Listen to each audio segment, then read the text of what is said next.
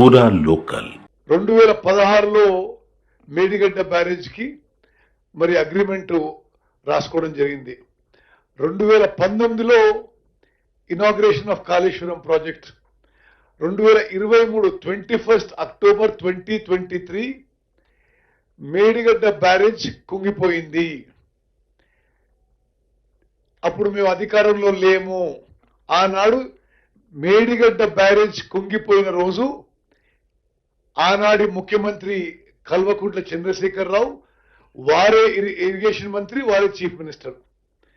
మరి 25 అక్టోబర్ వారి అధికారంలో ఉన్నప్పుడే national dam safety authority team Telangana irrigation శాఖతో సహా పోయి అక్కడ పరిశీలన చేసి 1 నవంబర్కి వాళ్ళు ఎందుకు ఈ యొక్క మేడిగడ్డ బ్యారేజ్లో ఈ యొక్క బ్లాక్ 7 కుంగిపోయిందో చెప్పడం జరిగింది.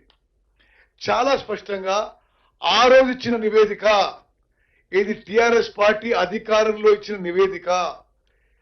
ఆ తర్వాత మరి మా ప్రభుత్వంలో ఇచ్చిన ఇంటరిం నివేదిక, మరి ఈ మధ్యకాలం ఒక 2-3 మాసాల క్రితం ఇచ్చిన ఫైనల్ రిపోర్ట్లో నేషనల్ డ్యామ్ సేఫ్టీ అథారిటీ అదే విషయం పేర్కొన్నది. ఈ మేడిగడ్డ బ్యారేజ్ విషయంలో ప్లానింగ్, డిజైన్, కన్స్ట్రక్షన్, ఓఎండ్ఎంలో లోపాలున్నాయి అని.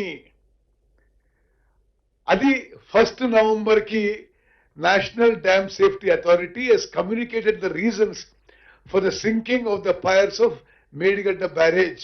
నేను మళ్ళీ చెప్తున్నా, for the national media I want to highlight to you that this barrages were planned, designed, constructed and maintained and collapsed during Mr. KCR was the Chief Minister. The National Dam Safety Authority came for inspection and gave an adverse report against the construction and against the government during TRS government. We were yet to go for elections.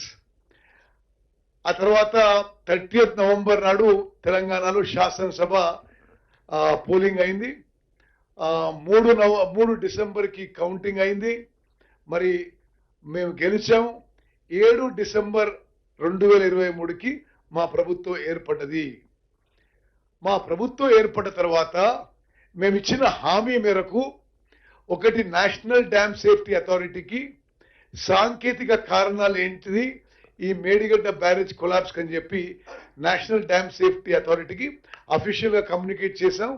ఆ తర్వాత వాళ్ళు హైదరాబాద్ రావడం, ఎన్నో మార్లు ఆ barrage తిరగడం, మేము వాళ్ళతోని అన్ని విధాలుగా టెక్నికల్గా కూడా we are interacted and gave what are inputs required.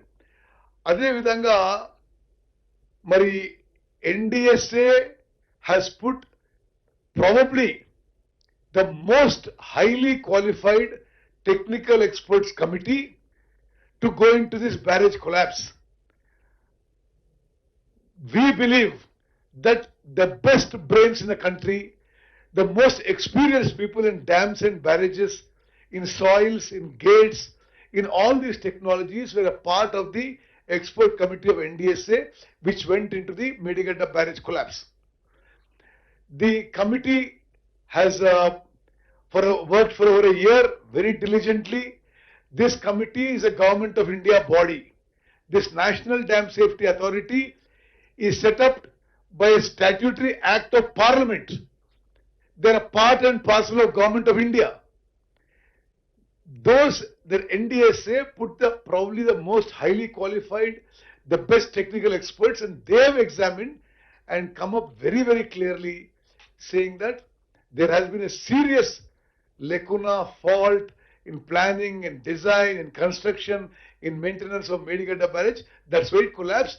Similar problem exists in the foundation technology, in the secant pile technology of all 3 barrages, Medigadda, Annaro, Sundila barrage, మూడిట్లో ఇదే ఫౌండేషన్ ప్రాబ్లం ఉందని చెప్పి చాలా స్పష్టంగా ఎన్డిఎస్ఏ ఎక్స్పర్ట్ టీం తెలియజేసి ఈ 3 బ్యారేజెస్లో నీటిని నిలపడానికి అవకాశం లేదు, కూలిపోయే అవకాశం ఉందని చెప్పి స్పష్టంగా లిఖితపూర్వకంగా అభిప్రాయం ఇచ్చారు.